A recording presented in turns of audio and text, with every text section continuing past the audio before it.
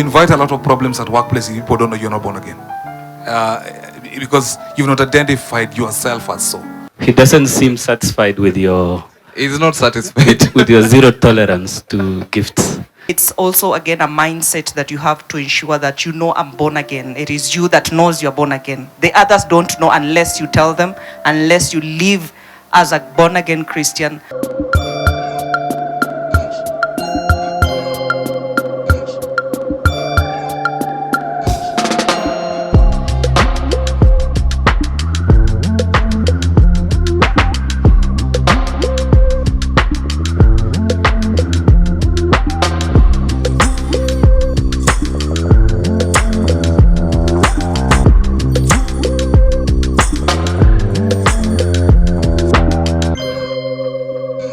Now, my first questions, which I want all of you to tackle, will be: how have you managed to navigate this society that is really on our necks to not just conform, but sort of transform ourselves and fit in as Christians? Let me start with, do we say the policy of men second or ladies first? Ladies first. Doris. Good evening, ladies and gentlemen. Praise the Lord. It's quite a tough one, especially for myself. Having sometimes to be in a male-dominated area where you're in a workplace and you're the only lady in the senior level, and you have to stand your ground. You have to ensure that what you say actually is heard, your voice is heard. So it's also, again, a mindset that you have to ensure that you know I'm born again. It is you that knows you're born again. The others don't know unless you tell them, unless you live as a born again Christian. So as for me, it's to tell them so that they know that Doris is actually born again, to live like a born again Christian so that they also see the same and try and emulate. Sometimes they mock you because of the same, but still just stating it. Say it again and again. By the way, I am born again. By the way, I am born again. I love Jesus. And they now know. They say, HR wetu unajua ameokoka. Hizi vitu msiongee where she is. Thank you. I've got the word reinstating over and over. As Paul says, remind them if they know that beyond these borders, beyond this line, there's a born again Christian. Engineer, how have you coped with this decay? Well, thank you so much. Good evening, everyone, and praise the Lord. Well, I know there's a lot of things happening in our society, and there's a lot of pressure to conform. For me, even beyond just workplace, I think my cornerstone has been identity. Once I settled the question of who I am, what am I doing here, what is my purpose here, then everything else will actually revolve around my identity. In that way, you are not pressurized to change yourself. I usually like to take this example when Christ Jesus, before he washed the disciples' feet, the Bible says that in John 13 verse 3, having known that he had come from the Father and he was going to the Father, he took off his garment and started washing the disciples' feet. So he took on an assignment, first having settled the question of who he was, so that that assignment could not change his personality. I think for me that is the ultimate thing. I settled my identity, who I am, what am I doing here, what is my purpose, and everything else will always fall in place. I don't have to worry about any other thing. Thank you. So identity, which mirrors what Doris is talking about in terms of who are you? You know, you invite a lot of problems at workplace if people don't know you're not born again. Because you've not identified yourself as so. So the decay will hit you so hard. So engineer tells us one of the things that we have to define clearly is, who are you? Are you born again? Because that's most of us are submarine Christians. We disappear on Monday, we emerge on Saturday evening towards Sunday. Then Monday again we submerge. With that kind of submerged Christians, you have no identity, and the decay, the pressure to conform, definitely you will not be able to sustain it. Zach, I'm sure you have a lot of answers in this area, and simply because procurement. You know, if audience here procurement, where I come from in my industry, I see big cars, procurement managers. That's how we are known. How have you sustained this? How have you managed to put away the decay? Thank you, Nation, for having me here today. And you're exactly right. I mean, when someone hears of procurement managers, or anyone dealing in that office, whatever comes into their minds is that they are actually rich. And rich not because maybe they are people of means, but because of the underdealings. But again, maybe to answer your question, over and above what my colleagues are saying here, which I totally agree, is setting boundaries. Because the moment you set boundaries, and in this, I mean in two ways. There is a boundary that you yourself you cannot cross, that you set it as an internal boundary, and there is also the external one that you can't allow people to cross that boundary. So over and above identity, what you stand for, especially faith, because one of the things and one of the mantras that I subscribe to is faith in Christ Jesus. Because the moment you say you're born again, you love the Lord, definitely there's some kind of boundaries that you create by default. And they know there is a character that you have, there are some decisions that you'll have to make that are in line with your faith. And setting those boundaries is what has really helped me. And I can tell you, this challenge, I faced it from the time I started working. From the time I was a young procurement officer, all the way up the ranks to where I am now, a supply chain advisor. Some of the things that I deal with almost on a daily basis is issues to do with ethics, morals, and more so ethical dilemmas that really touch on this profession. Thank you. Ethical dilemmas, and I think ethical dilemmas is what drives my second question. And yeah, I want to put you guys on the spot because I want real examples. Personally, where I work in my field, ethical dilemmas on a day will involve leaving a bag of money. And it's not a cliche, this is truth. Because the contract needs to go to so and so, and it needs to be twisted to so and so, and PM, it needs to go this way.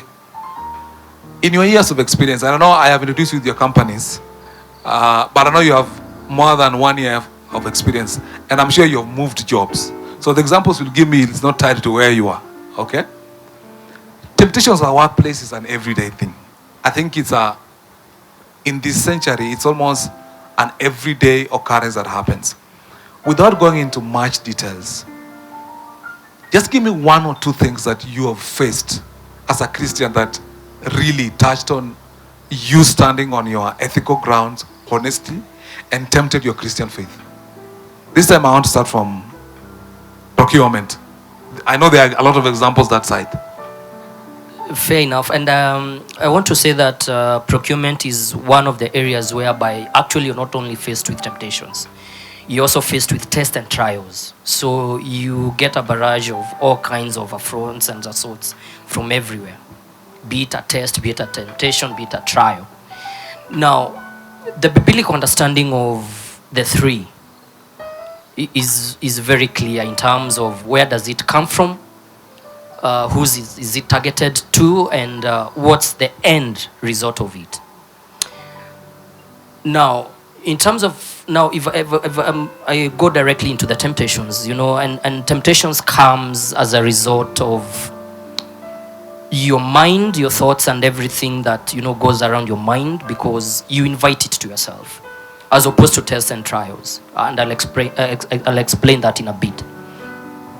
That if I was to contextualize into the procurement field, and I said when it started when I was a young professional, where you meet men and women who are much older than you, they're in business, they are making it in this city, and I've worked not only in this context alone, but even outside Kenya, whereby they sit you down, they tell you, you're a young man, we need to develop you. As we develop, there is this for you if you give us this opportunity. And the worst that you can do at that moment, honestly, without becoming melodramatic about it, is if you remember your problems, where you come from, where you want to get to, chances are that you're going to get into that temptation. Now, how to overcome that is how you entertain the conversation. Do you smartly get out of it, or do you just dismiss it, or do you just give a false promise to it just to get out of it? But now, coming back to you being born again like I am, and I said that faith is what drives me. You remember again what this can have in terms of your spiritual life.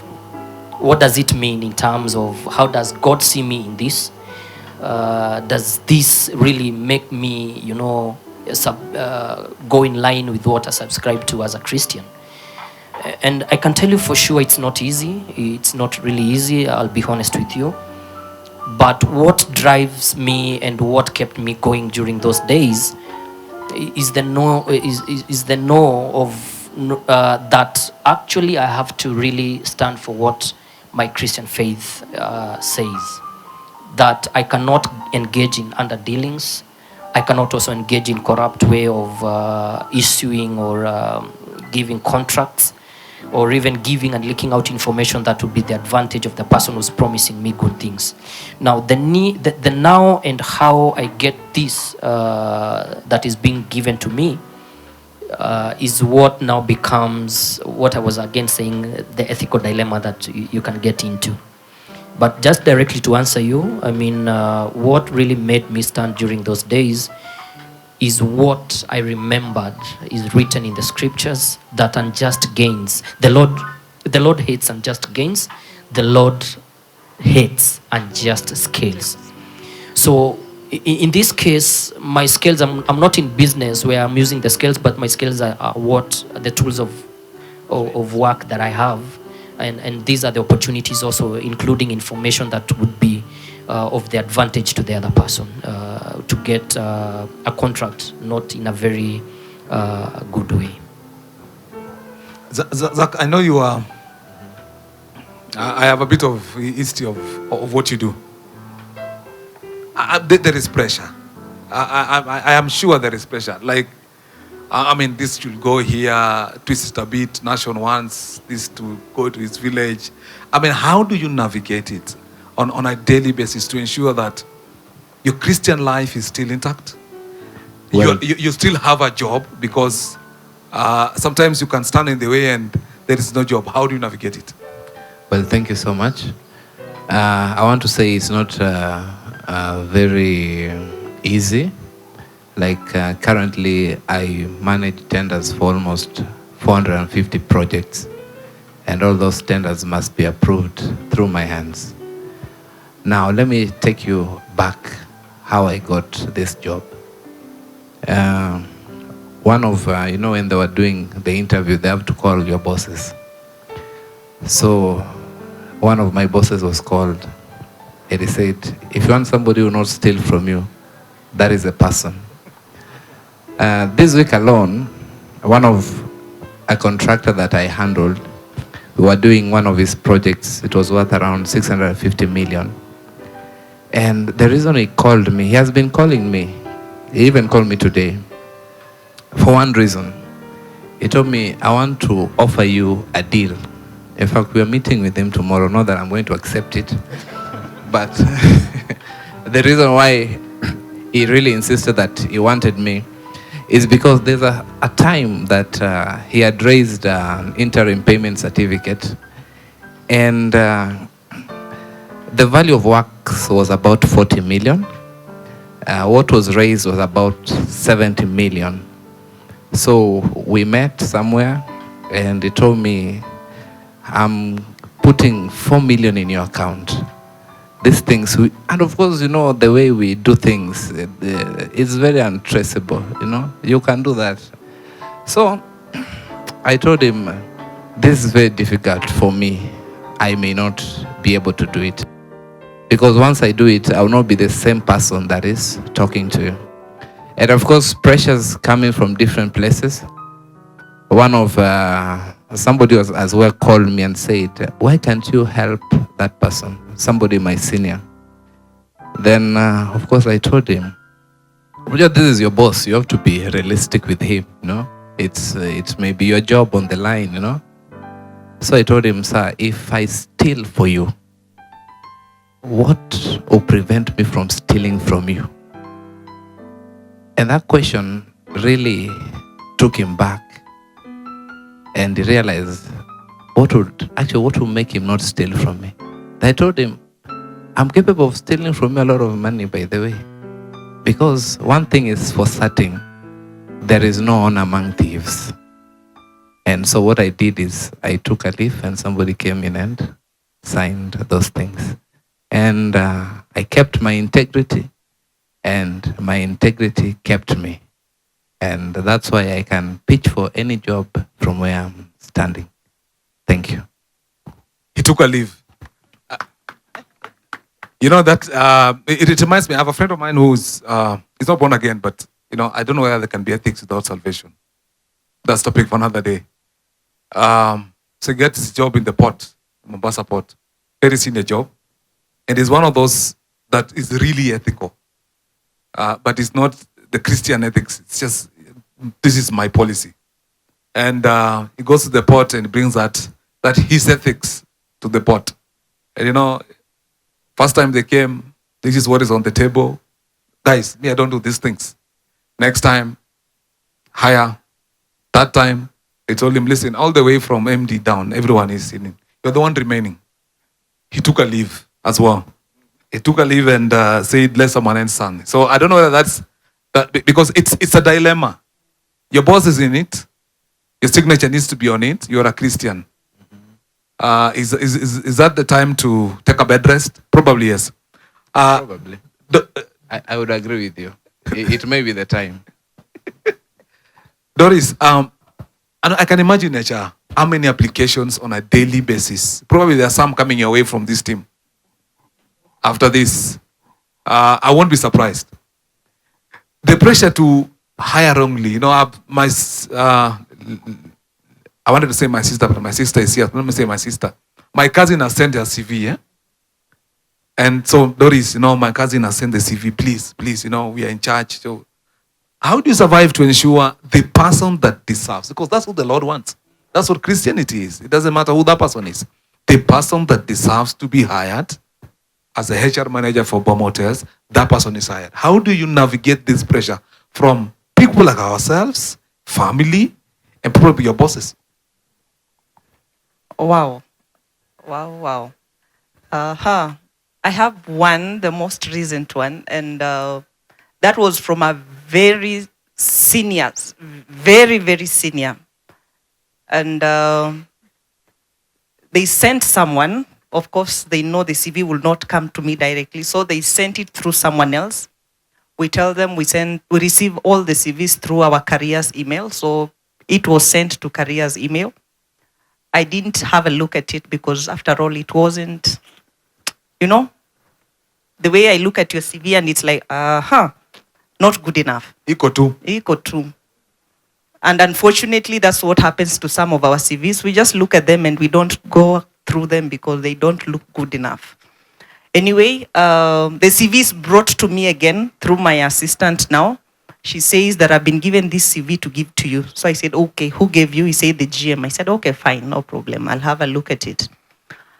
Asked in the morning meeting the following day, did you call this lady A? I say, for what? They said, for an interview. I'm like, she didn't qualify for shortlisting. They said, no, you have to call. You know, she was referred by the big man, the big lady. So I said, oh, okay, fine, no problem. Just calling is your problem? I will call them. So we called them for an interview. The panelists did not know them. So we had the interview. I asked the panelists, are you okay with her? They said no. So we released her, she went. The panelist is not aware of this person. So I went away for leave at home. I'm in Ushago. Another leave. Yes. I'm in Shags, I'm called by a new number.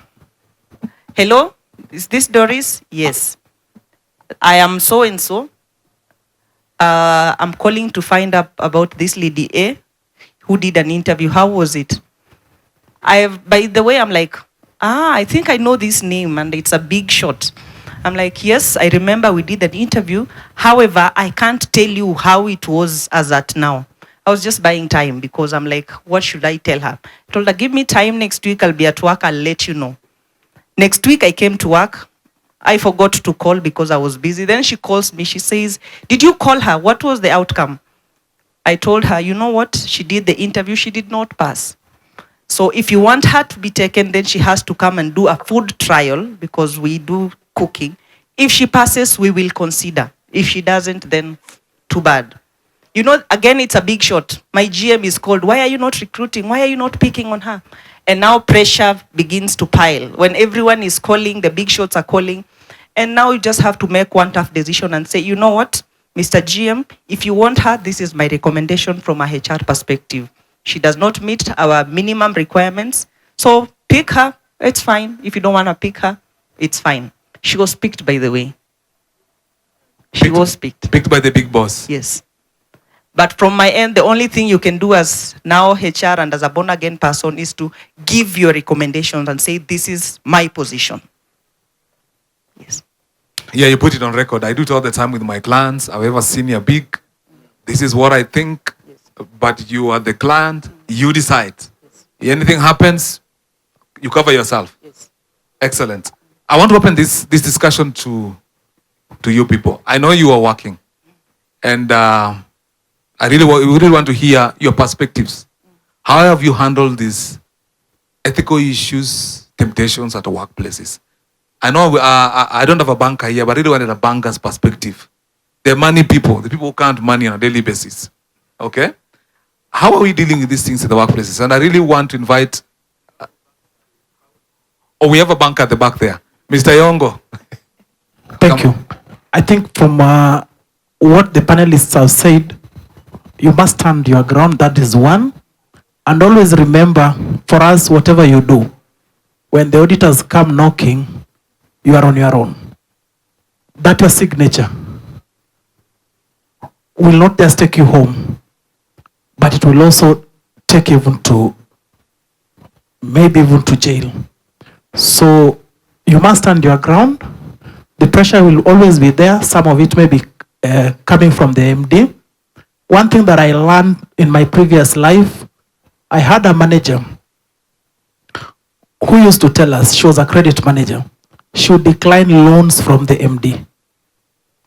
And the pressure would be there, but then she would just, the way panelist Doris has said, she would give her recommendation and say, take it to the next level. If the director wants to sign it, it's okay. When the auditors come, they'll come for him. I'll not be there. So, in all the decisions, you must be guided by your Christian principles. Yes, the kickbacks will be there. They'll be tempting. But stand your ground. So, always, that is the guiding principle. Thank you. Always stand your ground. I think that's what we are getting. There's also the option of leave. Don't forget that. Huh? Yes, that you can as well go on leave and say, gentlemen, let me go 1 week leave. Someone else will sign it within that week. So you're gonna pressure. But I think the idea of standing your ground and doing it on record and saying, this is my position. But you have a boss. You know, so you have to be wise. There's a boss. The boss wants to do it. He's the boss, he can sign off on it. Wakili, Byron, lawyers. And I'm saying lawyers and I'm seeing people are smiling. I'm sure there is a lot of unethical. We are hearing a lot about judiciary and what happens in cases. What happens in the point when there is pressure for, this person is guilty, but there's also auction for whoever sits on the other side decides. it comes to you. I mean, I'm sure you're facing these things on a daily basis where someone is being represented, he is accused, he's done ABCD, but his money can buy the other side. How do you advise your clients in these positions?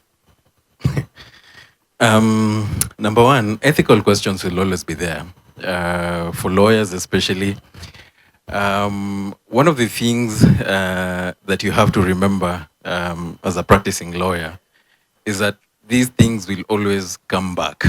And when they come back, with their children and children's children, if there's such a thing.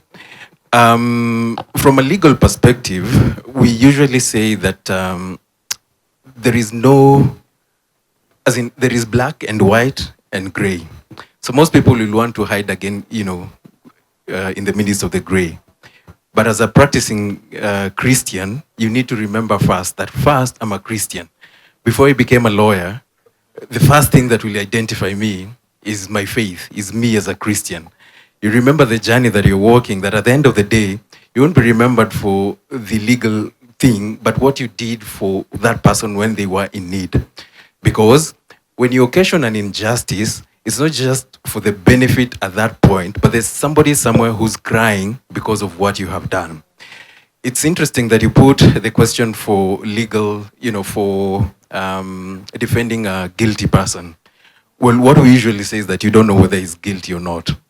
But it's more interesting whereby you are being instructed to take away property from somebody to another person.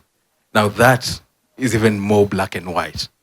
So the best thing for you, because for us we can't take leave, unfortunately, because the matter will still be there for you when you come back. If you decide to take leave, the matter will be adjourned. The next time you come, you have to deal with it.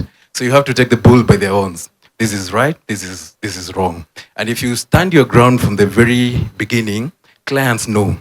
Actually, by the time a client approaches you to do something, they know that you have the capacity to do it. Or they know how to avoid that question to you because they know you do not have that capacity. And by capacity, I mean, you've carried yourself in a manner that they know that we can actually, we can talk to him, or we cannot talk to him. So depending on how you've carried yourself from the very beginning, depending on how your stand has been, and it's something as simple as a file is missing, we need to trace it, all right? How do you deal with that, all right? It's unfortunate, but it happens so and so. So if a client has trusted you to get a file or to make a file disappear, they know they can get you to do something else. But if at one point they approached you to make a file disappear and you told them no, then you've built your reputation. At that point, for sure, when they have a bigger problem to be dealt with, they'll not be thinking of you. While at it, you have lost your fees, you've lost, as Zach put it, you've lost, when you think about your problems, you've decided to stay with your problems, but at least your integrity is intact. Wonderful. I mean, from what I'm getting, it's about making stands. There's a saying in English: if you give someone an inch, they want a mile. So the first time the request come, if you give an inch, trust me, it's a bigger. The grandchildren are coming, and next time it will be a mile. So the stand is important. The stand is important. I work in a field where you can build without approvals, and it's just chaotic like that. But for me, one thing I tell my clients, we will wait for all the approvals to come before we ground break. It doesn't matter how long. And clients that come to you will begin to know you with that kind of reputation that there is no shortcut. But if you first ever do it on a project, trust me, continually the files will disappear. I don't know if there's anyone else who has a question, a contribution on let me go to Simon, then I come to Acted, and I go to Magun. The mic can come this side. Thank you. I wanted to give a bit of to broaden the conversation. That is because I always, on a daily basis, deal with ethics.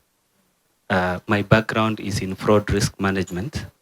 I started as an internal auditor, then now in active fraud risk management, which entails dealing with ethical issues, fraud, corruption, and other ethics or integrity issues. So usually, what drives someone to commit an ethical practice is always three elements that are involved. The first one is the pressure, which is constant and it's always there. So there's the pressure to make an extra coin. We are all under these harsh economic times. You call it Kasongo economy. So we all have that pressure to make an extra coin. We all have that pressure to live a good life. That is always there. And that is where temptation lies. The second pillar is opportunity. So the reason why we are talking to the guys in procurement and we're telling them, you know, you guys have a not so good name is because of the opportunity that comes with that position. So if you combine the pressure you have and the opportunity, sometimes you look at opportunity as the likelihood of committing that act and not being caught. So you look at it, what is the chances? Somebody is saying, I can wire this money into your account. Or I can wire into your child's account, your neighbor's account, concealing. So if there is a reasonable belief that the likelihood of being caught is minimal, then it increases the urge to commit it. The third one is rationalization. So rationalization is a form of justification, where someone is saying, after all, everyone does. After all, those who commit it, they are successful. After all, this money do not belong to anyone. After all, this organization is making even billions of money, and I'm paid peanuts. So that rationalization is where your ethics stand. That is where your test stands. And like a fire, the absence of one pillar, if you eliminate rationalization, then you will not fall into that temptation. You only fall if your rationalization, your integrity lacks. And usually it is said, everyone has an integrity price. Everyone has a price. Everyone has a price. The difference is the levels. So if your price is too low, it means you can compromise your integrity at the least. It could be even a small contract, it would be a compromising a higher and so on. Someone else, the integrity is too high that you cannot even achieve that integrity price. So that justification or the call to duty for a Christian is to raise your integrity price to an extent that no one can meet that price. But the moment you make your integrity price affordable, then you will be compromised. Thank you. Excellent. Let's give him a round of applause. Chair, before, sorry to cut in, Yes. and maybe my quick reflection on that, because again, it all boils down to self-control. Because where is the threshold? I mean, if my integrity can be compromised by 10,000 shillings, or it can be compromised by someone giving me 2 billion shillings. I mean, where's the threshold? And this is where self-control comes in, because the Bible says, the grace of God has appeared to all men that teaches us to say no to all ungodliness.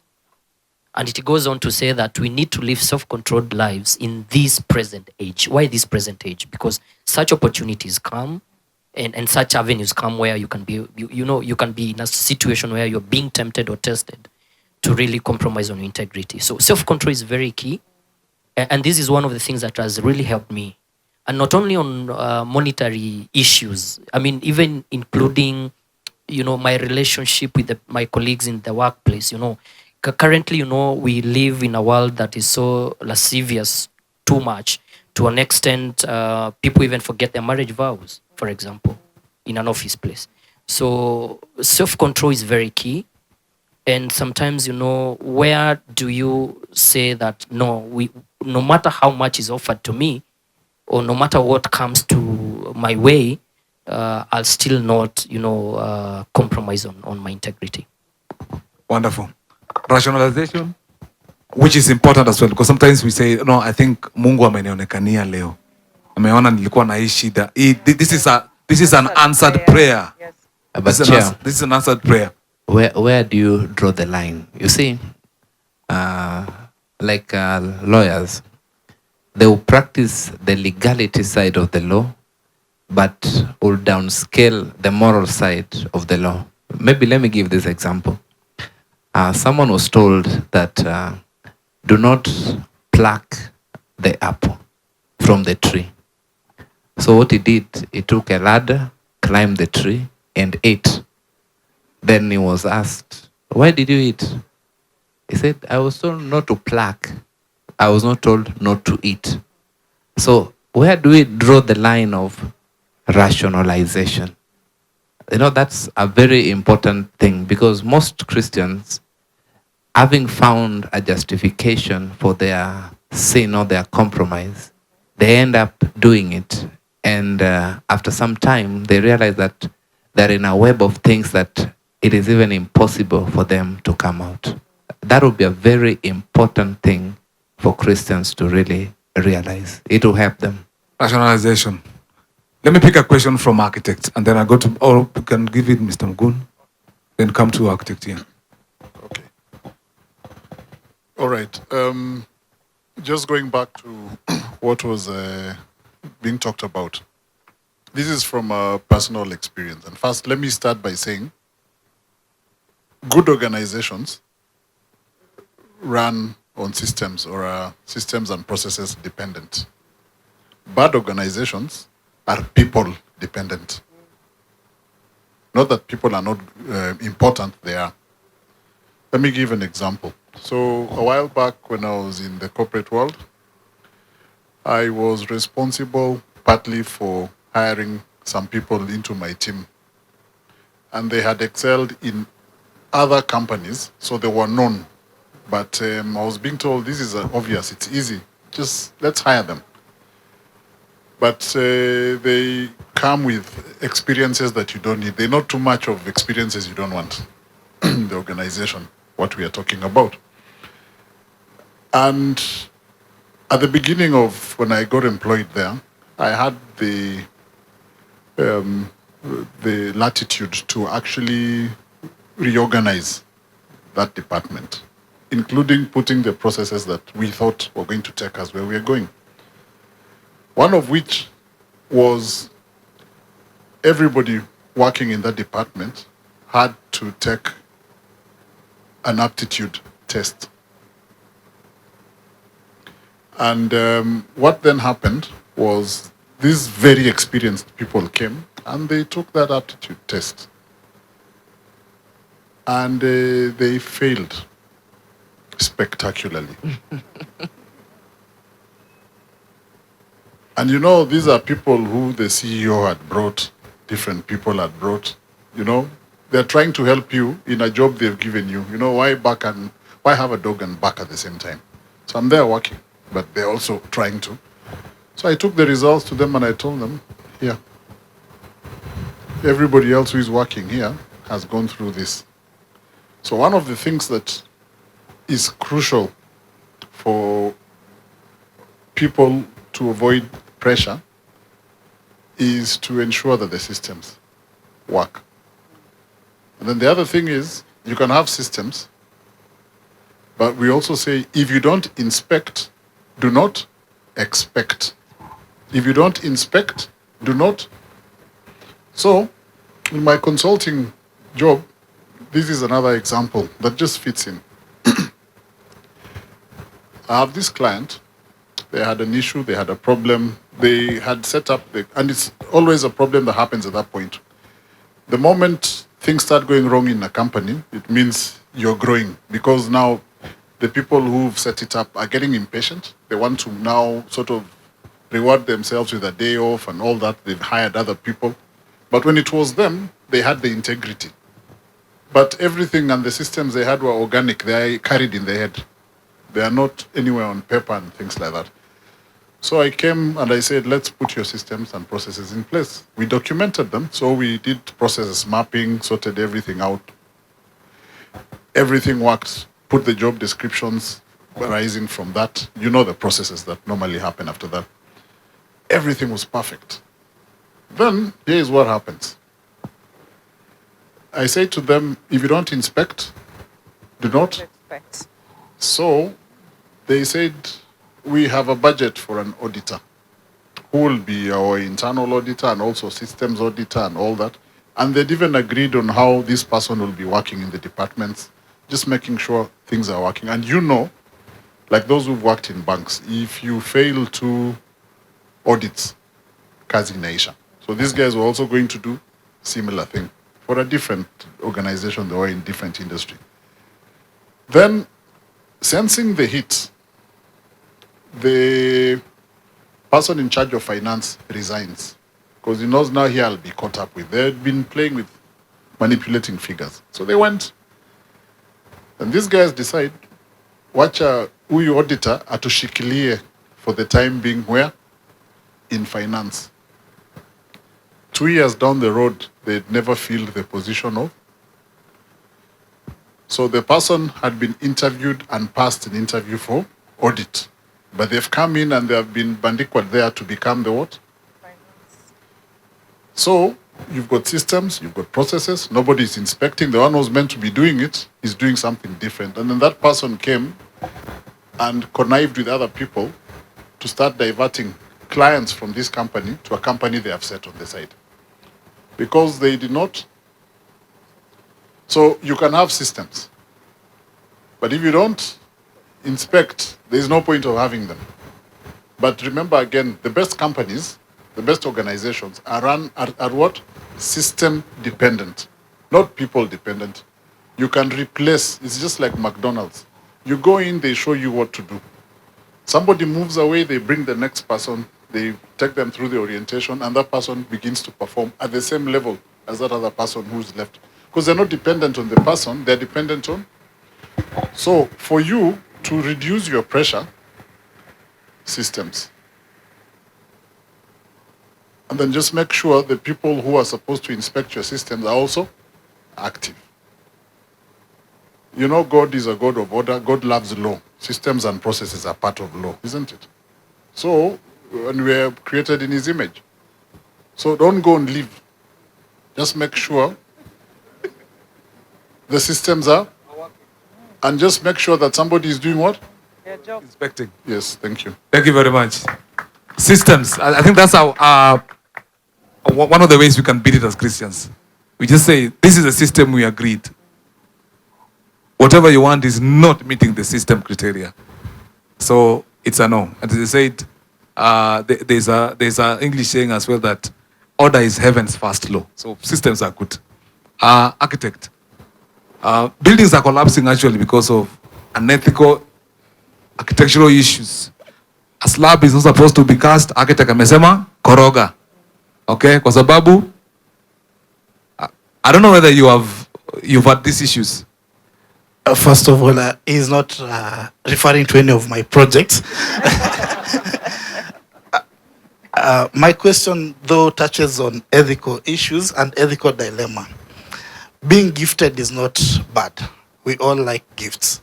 And I don't think being gifted is... this is now where ethical dilemma comes in. And it's a question that touches on my construction industry, and I'd like it to be addressed probably by Nation and engineer, but it touches on procurement also. You have a contractor who wants to gift you. You've gone to site, and unfortunately, he has seen you receive a call, and that call, you remove a phone ya Techno. Si kwa ubaya ati Techno ni mbaya, lakini umetoa simu ya Techno.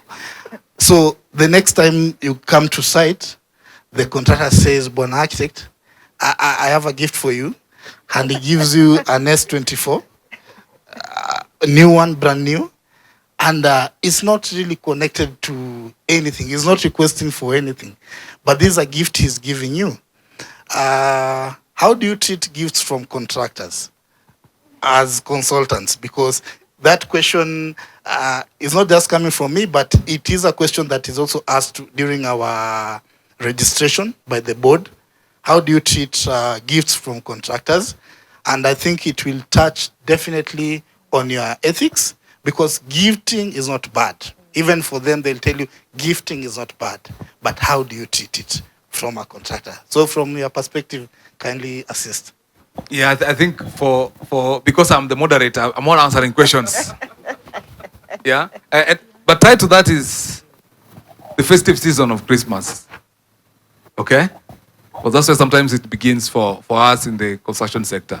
Oh, you're going to be gifted. You're going to be gifted a lot of good packaged Christmas gifts. But I am not answering that question. I think let me turn to Zach. Gifts, you know. But before I answer, there's the Japanese say there's nothing so expensive than that which is given for free. But Zach. Well, thank you so much. I think partly I would like to refer to what my brother was saying, that if you have a good system in place, though I know the problem we have in this country is that most systems do not work. We have very good systems, but if we are able to structure them in a way that they work, will be the best. When I joined Safaricom, they had a very good policy regarding gifting. They tell you that do not accept a gift.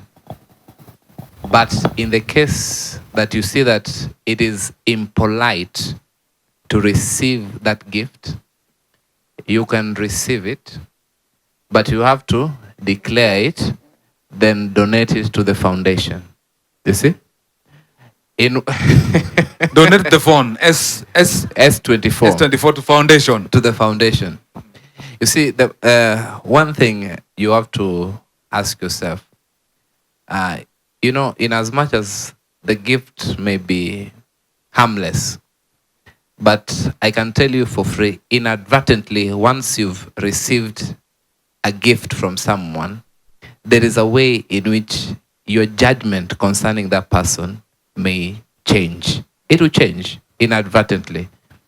So I think the best thing you can do, if you see that it is impolite to decline the gift, you can receive it if you're working in the context of an organization, and declare it. Are we together? But if it is personal, like architect has a farm, and he has been given a gift over Christmas holiday, you know, so you can donate it. Or it. I think whatever he is saying, but no, the problem is architect is the director, is the owner of the company. He's the owner of the company. So there's no one else. If he's donating to himself.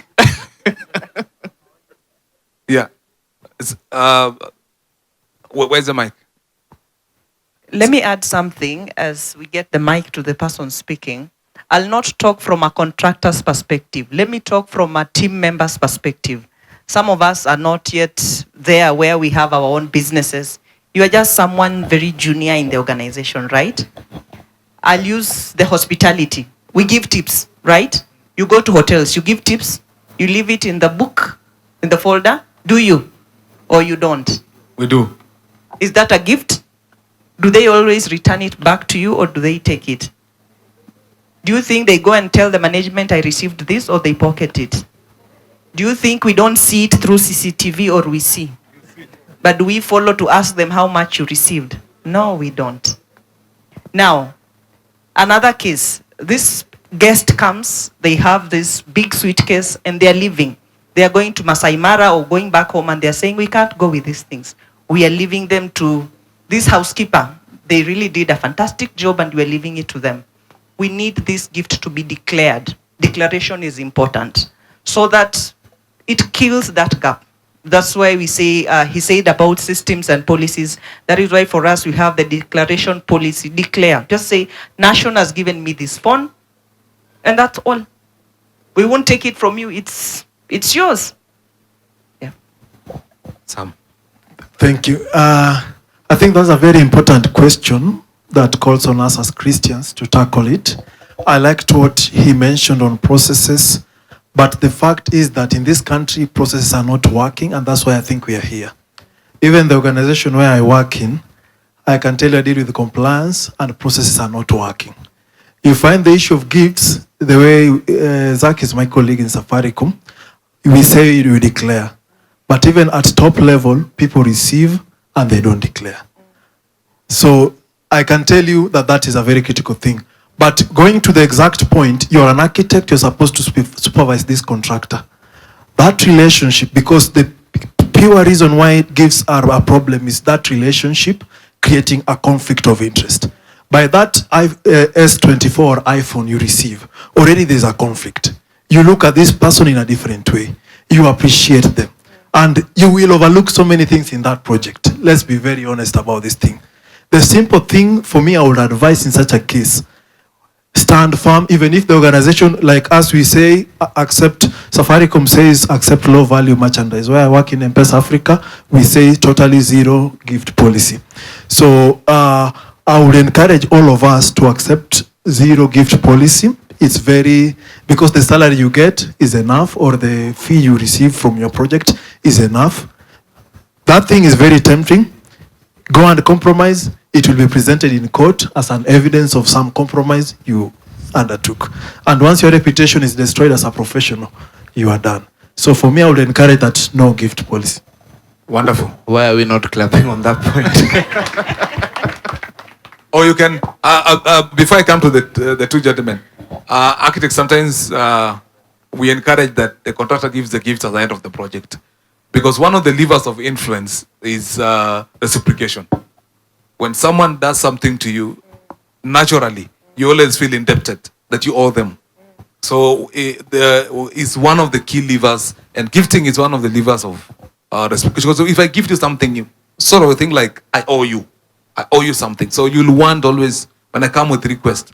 So sometimes what I say in the construction is, hold it until the project ends. At the handover, give me the phone, because there's nothing else tying me to you. I will take it. But it's a challenge during the project. It's a big challenge, because then valuation comes, it's higher than what it is. Active certificate is required. You just received a phone last week. You know, he's looking at you like, but I gave you a phone. You know, because it's always come up, you know, that gifting is not bad. I'll take two questions, and then I'll come back to the panel, and then we begin to bring the ship to the shore. Yes, yeah. Where's the mic? Thank you. Just make it brief. Mine is not really a question. Yes. You really read my mind. You can have the gift at the end of the contract. You won't be compromised. On systems and processes, I'm in government. And I can tell you, organizations stand or fall on leadership. Leadership is quite key. And just as he has mentioned, we have a crisis of leadership in the country.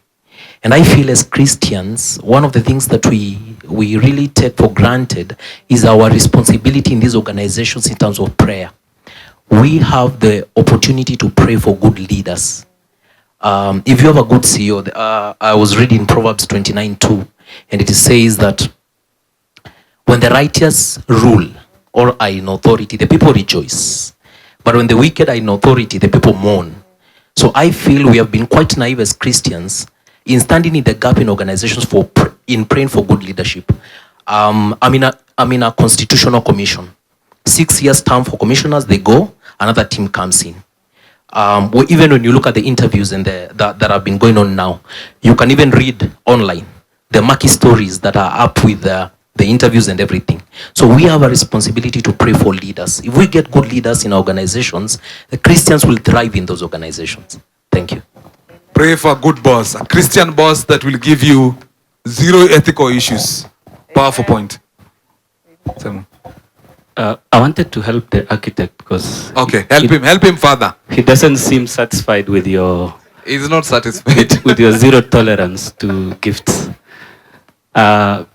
So I wanted to say the whole idea around gift declaration and giving the gift to a foundation is trying to address the moral obligation that is created by you receiving the gift.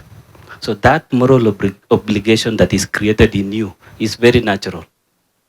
So the cure to this is, how do you deal with the moral obligation? Yes, you've received the gift, but how do you make yourself, separate yourself from this gift, that you will continue dealing with these clients without the influence of the gift that the client gave you? Just today, before I came to this session, I was dealing with an issue of conflict of interest.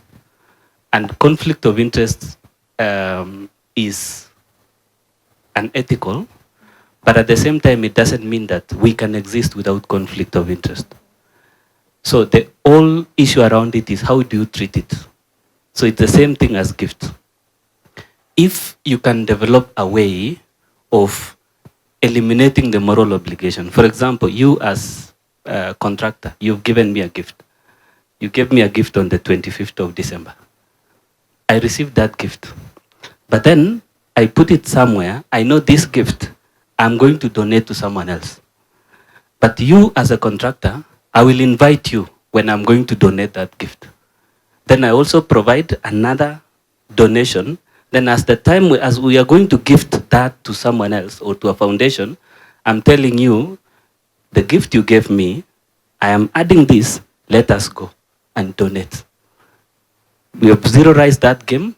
He knows that next time I accept gifts, but there are other people who deserve more than myself. So I'm asking you, if you are to donate to me, you are actually donating to a foundation, or you are donating to someone else. So you are transferring that, and at the end of the day, that person, you owe nothing to that person, and you've transferred that moral obligation. Now, the next thing also is, or the other way you can do is, you've gifted me today. Tomorrow, I also gift you. So I also throw back the ball to you. So I eliminate that moral obligation completely. So when we are looking at each other, we are looking at each other, people who have gifted each other, and we are at a level playing ground. But please don't gift him more valuation money, because that could be the gift. Now, I want us to start wrapping this up. And we have had a very wonderful conversation as Christians. And I'm back to my panel here.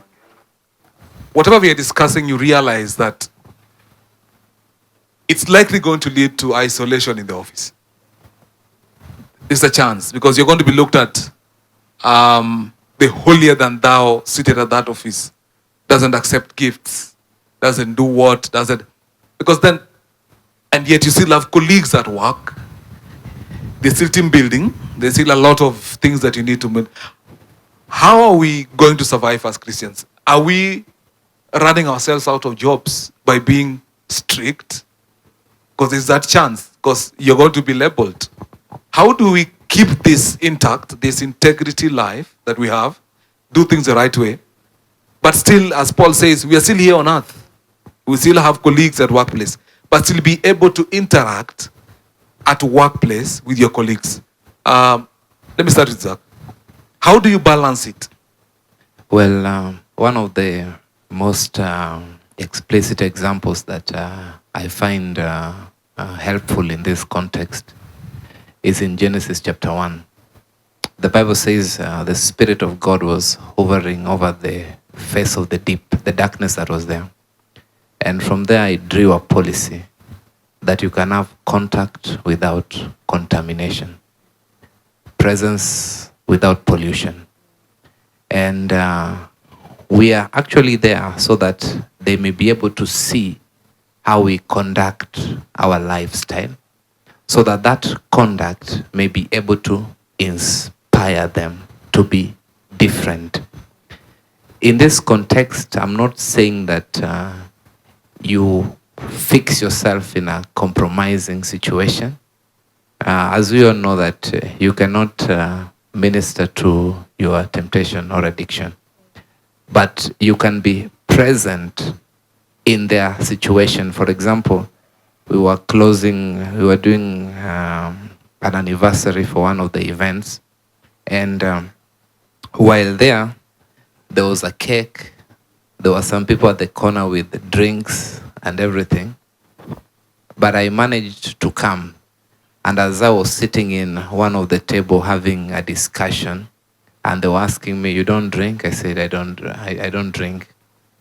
And at the end of the discussion, 3 people told me they want to be like me. So you can have contact without contamination. I think that's my view. That's how I do it.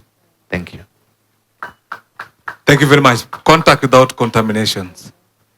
Zach? Yeah, thank you. Now, this brings me back to where I began from when I mentioned that you need to also to draw boundaries.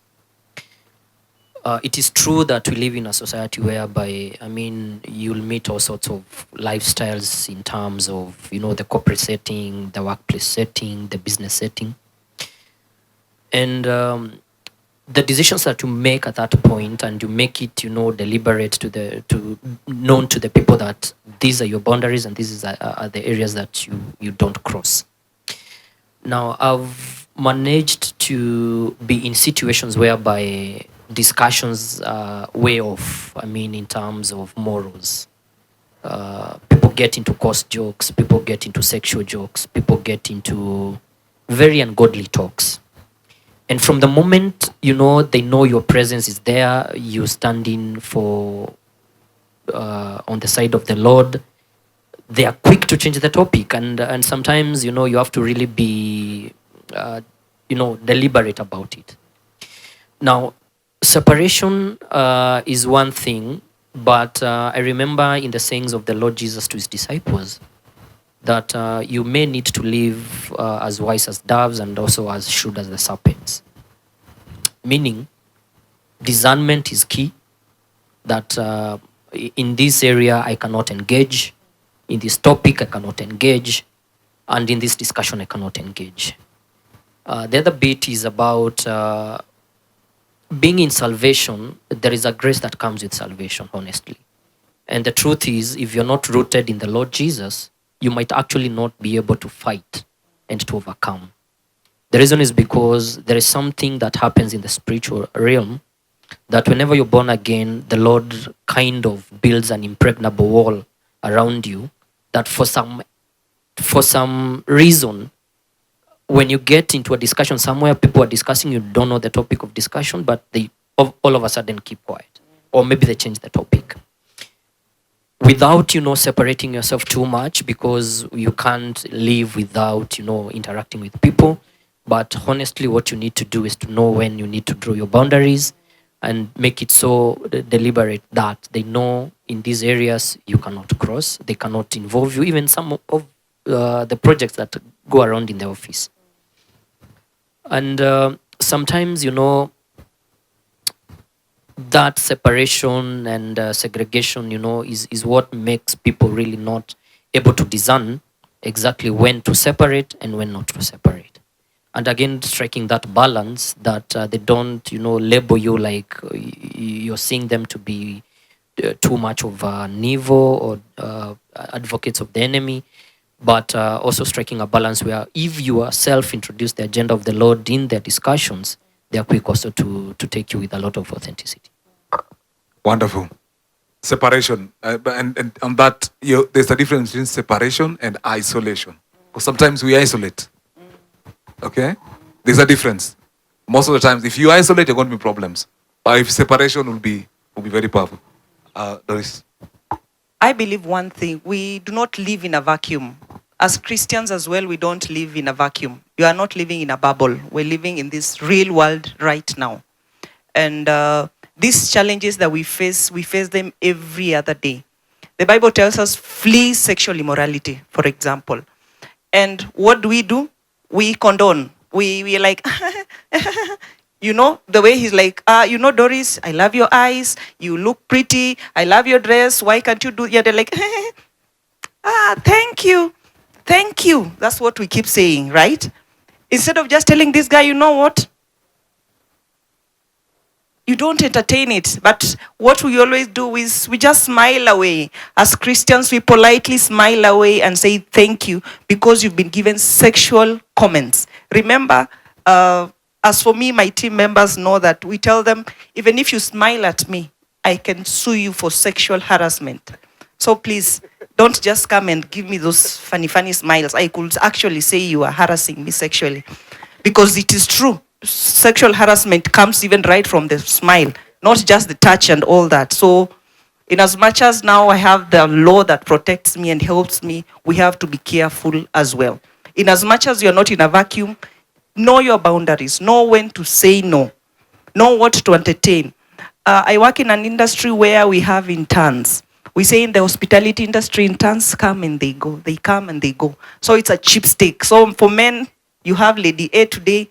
When the other one comes, Lady B. Some of them you're married, but you still want other people because of how they are dressed, because of very many things. So let us learn to flee sexual sin at the workplace. Just flee, because you will not be able to conquer that one, most likely. I know there are Christians who say, but you know, I've not been tempted until to the point of shedding blood. You know, this sexual sin is not, there is no blood involved. Blood will be involved because the lust of the flesh, the lust of the eye, the sin that comes just by seeing. Because you see, then you start thinking about it, then the sin is born in you. Then what is the wage of sin? Death, right? Do you want to die? No, not in sin, right? And then, as HR, I plan staff parties. And I want all my team members to come. I don't want anyone to miss, whether you are born again or not. They all come, by the way. Na hakuna sherehe bila? Bila? Pombe. Thank you. Hakuna sherehe bila pombe. That's what they will tell me. And by the way, in those parties, there is pombe. It's not that it's not there. And it's not that I don't attend, because I am the host of the party. Correct? But I don't drink. And they also know that Doris does not drink. But they will drink. But those ones who will come and say, hey, by the way, kwanzia hiyo party next, sitakunywa. So the party is there. They will come. There are those who will get drunk. There are those who will not get drunk. There are those of you whom you come to the parties and we are looking. Doris ndio yule amepita kwa wine area, amepita kwa beers, amepita wapi. So again, remember, they are watching. They are just watching how you are going. Is it a Coke that you actually asked, or was it something that was in that bottle with Coke? Was it a Ribena glass, or was it something else? So as Christians, we have to ensure you just know your boundaries. And remember, again, it is not a vacuum. You are living in a real world with real problems. So if it is sexual sin, flee. If it is someone smiling at you, my friend, don't say thank you. If it is, ukiona hii smile sio ya kawaida, toroka, sindio? Thank you. Powerful. You know, let me finish this. It goes to the root of drawing boundaries. I was chairman of a association for about 6 years, and there were always India parties. And as a chairman, you have to be there, whether you like it or not. There's no party without you. You'll have to start the India party. And a lot of these choreographers. But for all those 6 years, they knew by 9 a.m. I'm going. When the bar is open, they know very well, as chairman, I'm out. But you have to go. If you don't go, you're going to be impeached tomorrow. It's no chairmanship for you. But you have to draw certain lines that, guys, for me, when we official function and the bar is opened, see you guys tomorrow. Those policies will be important. But you can also not say, I'm not going. You lose your job. You lose your job, you lose your positions. If you are in elected positions like I was, you will be impeached tomorrow. So you have to be wise, but draw clear boundaries as a Christian when these things happen. Like Doris says, she's the HR manager. She can't organize the India party and the HR manager is not there. She's fired the next day. Be wise, draw those lines, and then don't isolate, separate. Thank you so much. Let's give a round of applause for this wonderful panel. It's been a very lively discussion, so I'm sure you have liked it so much as they take their seats.